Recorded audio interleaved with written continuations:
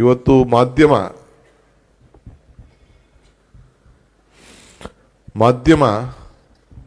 ಬಹಳ ದೊಡ್ಡ ಮಟ್ಟಕ್ಕೆ ಇವತ್ತು ಬೆಳೀತಾ ಇದೆ.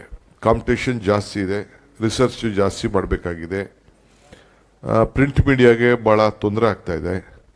ಎಲೆಕ್ಟ್ರಾನಿಕ್ ಮೀಡಿಯಾ ಮತ್ತು ಬೇರೆ ಬೇರೆ ರೀತಿಯಲ್ಲಿ ಈಗೆಲ್ಲ ವಿವಿಧ ರೀತಿಯಲ್ಲಿ ಬೇಕಾದಷ್ಟು ಜನ ವೈಯಕ್ತಿಕವಾಗಿ ತಮ್ಮ ಬದುಕನ್ನು ಕಟ್ಕೊಳ್ಳೋಂಥ ಬೇಕಾದಷ್ಟು ಯೂಟ್ಯೂಬರ್ಸು ಮತ್ತೊಂದೆಲ್ಲ ಕೂಡ ಬರ್ತಾ ಇದೆ. ಸೋಷಿಯಲ್ ಮೀಡಿಯಾ ಟೇಕ್ ಓವರ್ ಆಗ್ತಾ ಇದೆ. ಈ ಮಧ್ಯದಲ್ಲಿ ಆರ್ಟಿಫಿಷಿಯಲ್ ಇಂಟೆಲಿಜೆನ್ಸ್ ಕೂಡ ಇನ್ನು ಮುಂದಕ್ಕೆ ನೆಕ್ಸ್ಟ್ 10 ಇಯರ್ಸ್ ಯಾರು ಎಲ್ಲೆಲ್ಲಿಗೆ ತೆಗೆದುಕೊಂಡು ಹೋಗ್ಬಿಡ್ತದೋ ಗೊತ್ತಿಲ್ಲ, ಯಾರು ಎಲ್ಲಿ ಕಟ್ ಪೇಸ್ಟ್ ಮಾಡಿ ಹೊಡಿತಾರೋ ಗೊತ್ತಿಲ್ಲ. ಸೊ ಅದು ಕೂಡ ಒಂದು ದೊಡ್ಡ ವಿಚಾರ ಕೂಡ ಇದೆ. ಇವತ್ತು ಭಾಳ ಜನ ವೇದನೆ ಇಲ್ಲದೆ ಸಾಧನೆ ಮಾಡಲಿಕ್ಕೆ ಸಾಧ್ಯ ಇಲ್ಲ. ಶ್ರಮ ಇಲ್ಲದೆ ಫಲ ಇಲ್ಲ. ಸಾಧನೆ ಮಾಡೋದು ಸುಲಭನೂ ಅಲ್ಲ. ಸೊ ಹಂಗೆ ಈ ಸಂದರ್ಭದಲ್ಲಿ ತಾವು ಕೂಡ ಈ ಪ್ರೆಸ್ಗೆ ಯಾರು ಪ್ರಶಸ್ತಿ ಪಡ್ಕೊಂಡಿದ್ದೀರಿ, ಪ್ರೆಸ್ ಫ್ರೆಂಡ್ಸ್ ಇರ್ಬೋದು, ಉದ್ಯಮಿಗಳಿರ್ಬೋದು, ಎಲ್ಲರೂ ಕೂಡ ಬೇಕಾದಷ್ಟು ಶ್ರಮ ಎಲ್ಲ ಇದೆ.